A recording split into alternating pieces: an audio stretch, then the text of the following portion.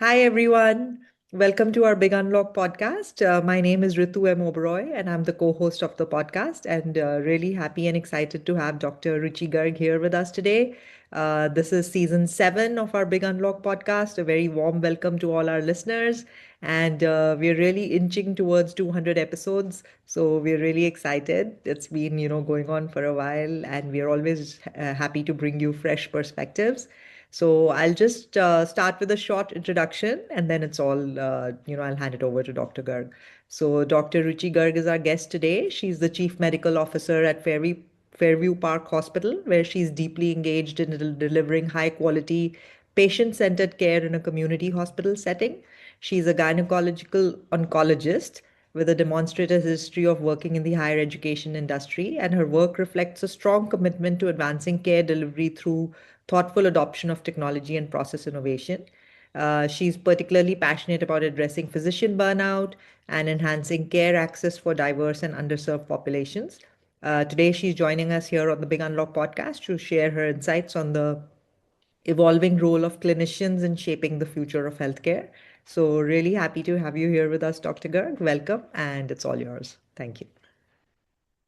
Thank you. Thank you for having me. And thanks for that generous introduction. And I look forward to a wonderful conversation here today. Great. So, our listeners always love to hear an origin story. And like I was telling somebody the other day, now we're coming up on 200 episodes, but we still hear like such interesting things when we ask people about how they got into healthcare and how they kind of got into this intersection of healthcare and technology. So we would love to hear what was your inspiration and, what led you into healthcare and what keeps you going in this field? What motivates you? Absolutely. So it's interesting. I always actually give a funny story about what got me into healthcare. Being of Indian origin, we always growing up, we used to laugh that Indians are always going to either become engineers or doctors, right? So, Absolutely. and when it was 10th grade, I still remember I was doing a summer course on, it was electrical physics course, and I was learning all about circuitry and all that. And it dawned in the middle of that summer that I'm just not going to be as good of an engineer as my dad. So let me become a doctor. Okay. So it was by the process of elimination rather than. Yeah. but but no, I mean, uh, mathematically inclined, a STEM child, and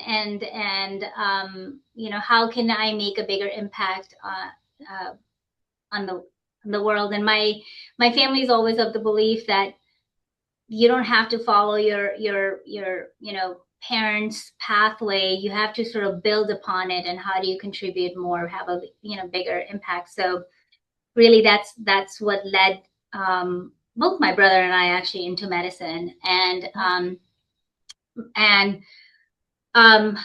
going through the medical training, I actually never thought I was going to be a surgeon and a GYN oncologist at that. I thought I was going to be the child who's going to faint at the sight of blood. And there are some funny stories from medical school and my experiences, but really, I loved my surgical rotations. I loved the immediacy or the immediate impact that you can have on the patient's life. And the more complex the surgeries were, the more I loved them. So I remember going through hepatobiliary rotation and doing some Whipples, like, massive pancreatic resections or liver resections. And I loved every minute of those 6 to 8 hour surgeries.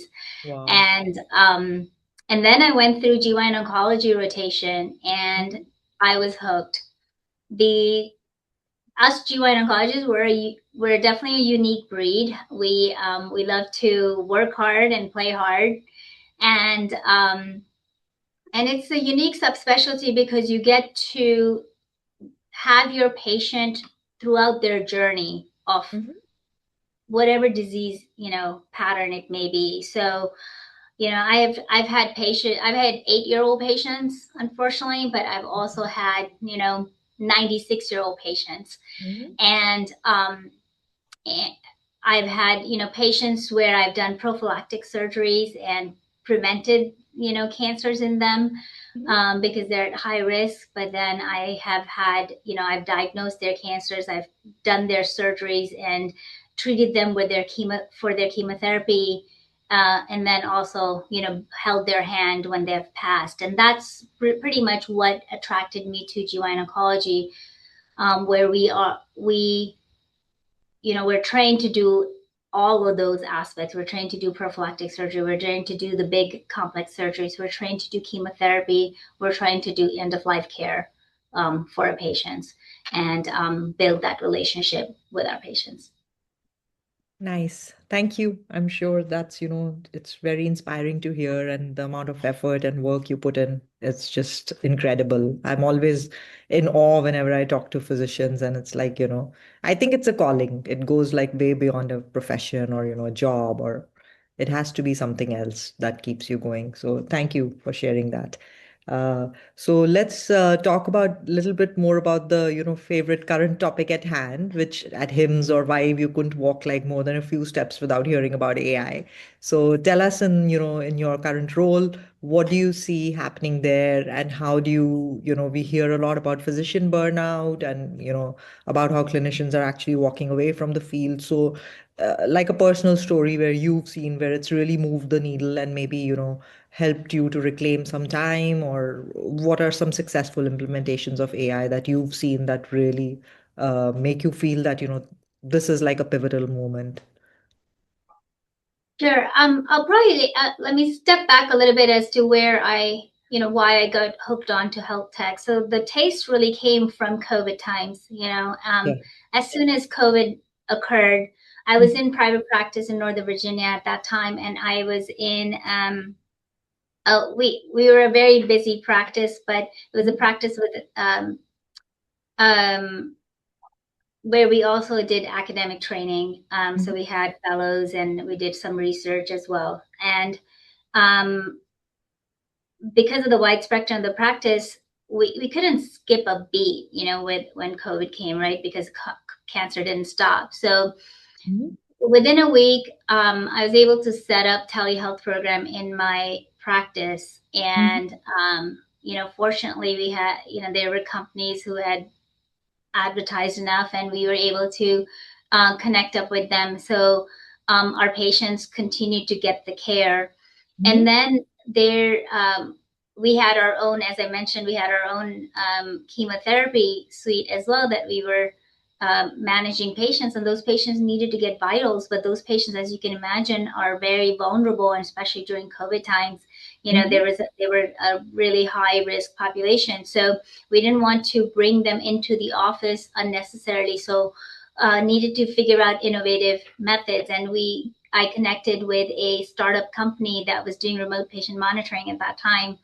And we were able to do that. We were able to deploy, monitoring tools to these patients, and Mhm. then have, their vitals sitting at, from their home be passed on to us, and then do telehealth visits with those patients. So the only reason they had to come into our clinic was for labs and for Yes. infusions. So Mhm. really minimizing the visits.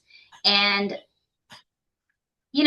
and obviously the world learned, right, what all you could do at that point, Absolutely. and really build upon it. And the patients liked it, right, because it was convenient, and they didn't Mhm. have to come to the office for every single um, um, item, every single thing that needed to be done to them, in their care paradigm. And um, I continued that. I was involved with uh, similar sort of monitoring program at the cancer center when I was there, and built upon that. But really, when the uh, you know, AI tech took over, and has, started over, there is so much more that we can do. And Mhm. that's where my interest of really streamlining um, healthcare and building efficient protocols Mhm. and having more standardized approach Mhm. and intertwining that, with our day-to-day care as well as with and utilizing AI, that's when the wheels started turning. And I was fortunate enough to partner up with a company called Risa, and initially they were a space agnostic AI based prior authorization company, Okay. and just they had built their platform, and within 2 months I was brought on as an advisor, and I in our conversations we had multiple hours long conversations, and we realized that the space that I was in fact the oncology space, was where we could make the biggest impact. and Right. and the company shifted their focus. And because when you have an oncology patient, you're getting the prior authorization for all of those steps that I just talked about. Yeah. It could be prophylactic surgery, it could be the big surgery, it could be for CAT scan, it could be for chemotherapy. But then, if the cancer comes back for repeat chemotherapy or immunotherapy or radiation therapy, any of that. So one patient you can have a huge impact on. And the world's changing, and the the prior authorization process has become really cumbersome. And 15, 17 years ago, when I started practicing, I would probably do a peer-to-peer review with the insurance company maybe once a month, Yeah. if that. Mhm. And by the time I stopped practicing, so I've stopped practicing a couple of years ago when I took on a full-time administrative role. But I will tell you, the last few years of my practice, I was probably doing at least one or two peer-to-peers every week. Wow. And that's quite burdensome. And Yeah. that delays care, that adds anxiety to the patient. It adds tension between the clinical team and the patient relationship as well, because the patients think you're not doing your job, and you're working within the constraints and making sure that we get things approved for them so that they're not Right. stuck with this huge bill right Right. at the end,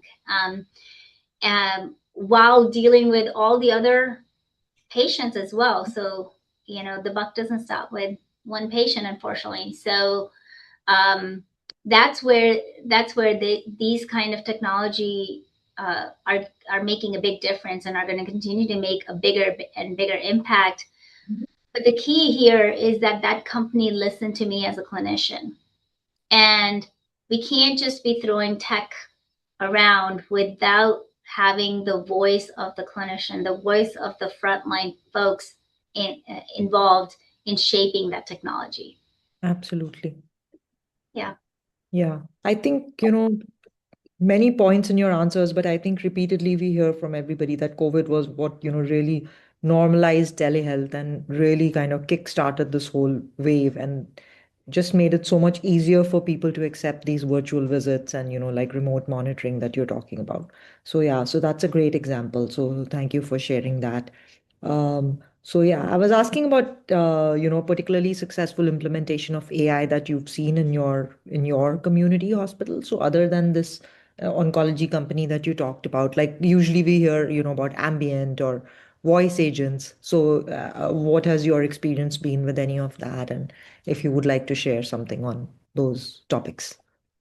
Sure. So I'm part of Fairview Park Hospital, which is a small facility within the larger HCA system. And HCA has definitely they have taken a very um, centralized approach to deployment and application of these AI technologies, so that they can do it in a controlled, standardized manner, and as well as put some guardrails around, data protection and cybersecurity. So, a very thoughtful approach. And what has been done so far is we have AI based ambient listening deployment for our physicians, one of the technologies that's been done. Mm-hmm. And my physician services group doctors who are utilizing this technology, even mainly my surgeons, they each say that it has saved them about an hour and a half, 2 hours every day of Oh, charting. wow. That's Yeah, huge. Yeah. that's huge, you Yeah. know. Um, Mhm. so, yeah, I mean, you can just see the amount of burden that takes away the physical strain as well, but also the accuracy, right? Because if you are waiting till the end of your day to do the notes, Right. you're going to miss things, Mm-hmm. right? But this is, and it's really hard. Like we don't have time built in between patients, each patient that you can, you can use that precious time, the daylight hours, to do the Review. documentation. Mhm. So a lot of the documentation does occur at the end of the day. But Right. now with the implementation of ambient listening, the documentation is happening in the moment, right? And that allows for more accurate documentation, and it allows for um, a faster turnaround as well. Because I mean, I will tell you, not every. I was extremely attentive about it. That my notes had to be done before I left for the day, but Right.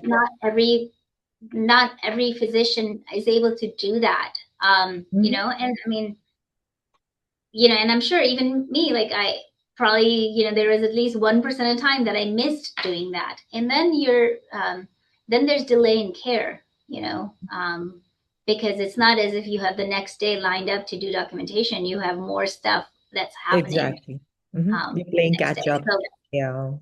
playing catch up. So there's a lot of opportunity to build beyond that. So the ambient listening, you can take it the next layer deeper. It can do, and it's not deployed yet, but that is, I'm 100% sure, the future, right? That the AI can then fill in the orders that need to come after, Mm-hmm. the follow-up orders, or the the filling of the prior authorization forms, or Mm-hmm. the filling of requests for surgery or requests for CT scan. So all of that, and it'll just be a faster turnaround and more accurate turnaround.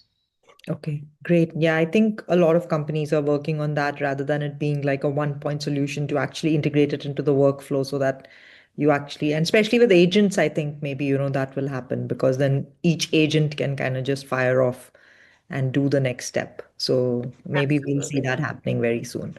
Okay. Hmm. So yeah, so my next question is more, about your leadership role. So when you're heading clinical teams, when you're leading them through change, whether it's new technology, new protocols, or new care models, we're hearing a lot of things about, responsible AI and trustworthy AI. So what's your approach to building trust that gets you, true adoption rather than passive compliance? Because that's something we've heard again, that it can't be a diktat. You can't be, just saying, okay, from tomorrow you're going to use this. So how do you actually like convince the physicians that, this, like the impression is that everyone's really resistant to change and they're super busy, like you said. So, how do you learn something new and how do you integrate it into your workflow? I think that's where, going back to the prior comment, that really partnering up with clinicians or providers, if it's a provider solution or if it's a nurse solution, then partnering with the nurses, the appropriate frontline worker, to understand the workflow and the user space, and decreasing the burden, Mm-hmm. right? When it takes away, it's when it comes from that point of view, that you're decreasing the burden and you're going to make them better and more efficient, and Yeah. oh, by the way, it's going to help the patient more. Mm-hmm. That's the approach. If you sort of go back to the EHR, how did why, even though the EMR is a prime example of what you just said, right? That it was sort of, we all had to just swallow the pill. Exactly. you know and it didn't get built with clinicians, Mm-hmm. and everybody, with clinicians in mind. So everybody talks about death by 1,000 clicks, right? Absolutely. Yeah. Yeah.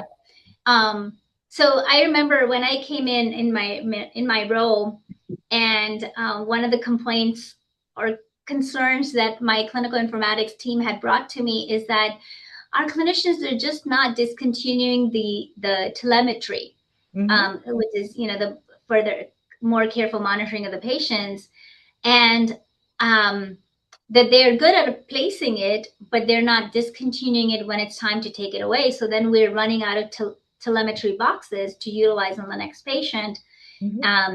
and are having to beg the doctors, okay, can we discontinue? This patient is done utilizing. And I was like, well, why don't you walk me through the workflow? It was 1 click to order the telemetry. It was 4 clicks to DC it, discontinue it. Oh, so I was like, nobody. there's your answer. Mm-hmm. 4 clicks, 4 screens. That's why you're not getting, the discontinue until they need it for their own patient. Then they're discontinuing it, right? Very silly example, but you add up, those extra 3 clicks throughout the day for various things. That's when you get the barriers for deployment, Absolutely. and that's how we have to think about it. Mm-hmm. So, even with the AI platform, if it stops, you're going to get the doctors used to, okay, ambient listening, my notes are done, I'm going to just have to review them and take ownership of that, obviously. But then now you want me to, sit down at the chart and order all the other things and all of that, when the technology can easily do that. Take care Well, of I mean, the human mind is going to get greedy. it. um, Absolutely. yeah, and that's exactly the direction. That's how we have to approach it. That we have to show how it benefits them and the patients, and Mm-hmm. take away the burden. So we've been hearing a lot about, all these successful implementations of AI for digital front doors, for ambient, for things that are kind of removed from the actual practice of medicine. So what are your thoughts on, but now slowly we are seeing the move towards, okay, AI can do more. It's, diagnostically reaching those levels where it's, passing all these exams, and you kind of hear about it can almost do like so many millions of people all over the world are turning to ChatGPT for, health related questions, and actually putting in like their entire histories and getting back like diagnoses. So what are your thoughts on this trend, and where do you think, you draw the line between like what can a physician do versus, uh, I guess I'm trying to say, should the human in the loop stay, or is it just going to move beyond that? And when do you think the time horizon for that is going to be? Like, how soon is that going to happen? Um, so it's, I think the writing's written on the wall, right? Mm-hmm. We can keep denying it, but there is some low hanging fruit and some standardized protocols that obviously AI is trained on already, right? Many of the AI agents, and um, so do patients really need to go to a doctor to get diagnosed with a URI and get antibiotic prescribed to them, Mm-hmm. But hey, I've had now 3 infections in a month. Now you want to, or I've had 3 infections or 4 infections in 2 months. You want the next level critical thinking. And yes, the AI Exactly. will get there. So and the AI will get more trained, right? As we as doctors are, because even in these settings, right? Ambient listening, what is AI, what is happening there? The AI is getting trained, right? It's Absolutely. getting trained on the critical thinking. As we make the changes, as we talk to it, it's going to get to that deeper Mm-hmm. level training. So I mean, the writing's written on the wall. The question is, who's going to take the liability, Yes. right? And I think this is where the world in medicine is hung up on at this point. Mm-hmm. Um, because it would be very easy to deploy that throughout primary care um, settings, for example.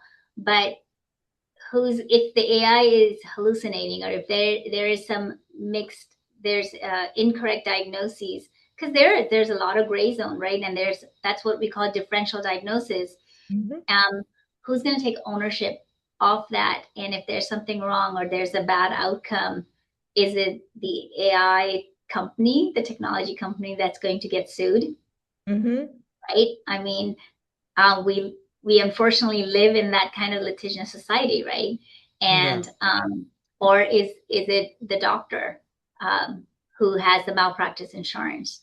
Yeah. You know, the I because one of the things that I always say is that doctors are not allowed to be humans, right? We're not allowed to make any kind of human related error, because take. Hmm. if that error happens and it leads to a bad outcome, Hmm. um, it's very unfortunate. And then you have to deal with the consequences of that. Whereas um, you do take away some of the human factor, but Hmm. you introduce some other glitches. Glitches, yeah. No, I totally agree with you. And I think it's a very evolving field, and we're going to see a lot of this happening because like at Hims and Wife, we heard a lot about these health deserts, where there's no access to care, or maybe like, in rural communities. So if you have some care, is that better than having no care at all versus having, patients wait for a long time? So it's an interesting topic, and, we'll have to closely watch and see what happens there. And that's exactly, I mean, that you hit the nail on its head. Like Yeah. that's exactly it. I mean, that's where we're going to have to show the benefit and utilize it. I'm a robotic surgeon by training too, and a robot was initially created by Department of Defense to be Hmm. able to operate in those remote fields, right, war zones. Oh, that's And interesting. Yeah. yeah, but very soon you realize, well, if the doctor's not at the bedside, who's going to take liability, and how Yeah. are you going to do that? So even though that capability was there from the get go, you Hmm. know, for each of these robotic companies, that didn't really get deployed, and the physician and the surgical team had to be in the room to be able Right. to do the surgery. In fact, I mean, there's just very recently someone has done remote surgery, Wow. and but even at this point, like robotics can do basic gallbladder surgery, or can do basic appendectomy. I mean, there are some very standardized surgeries that can be done um, by the robot. But again, who's going to take the liability? So, Dr. Garg, as usual, this goes by really fast and we're almost, at time. So, thank you for being on our show today. And any last thoughts for our listeners? Anything you would like to share or, leave them with at the end? I think the biggest is that the future is here, right? We cannot be afraid of it, so we have to embrace it, and that's what I tell my colleagues, my peers, physician colleagues, right? Let's see what are the positives that we can take away. There are definitely negatives and things that we have to worry about, and of course, it takes away the human factor. I mean, AI can talk very sweetly, but yes, I mean, it does take away the human factor, but is there going to be a generational difference in Mhm. adaptation of that and acceptance? I mean, the millennials versus, the baby boomers. So, Absolutely. um, but we as physicians and in healthcare world, we have to lead that, and not sit back and let it define us like we did Mhm. with EMR. We let it do with the whole payer insurance system, right? And the political environment around healthcare. So let's not let that happen with AI I technology. yeah, I think that's great advice. You have to embrace the change and, be a part of the change so that you can contribute to it and shape it so that for the greater good. So thank you, Yep. Dr. Garg. Pleasure having you on our show today. Thank you so much. Thank you. Thank you Thank for having me. you. This was, Yeah. yeah, this is it. Goodbye. Thank you. Bye.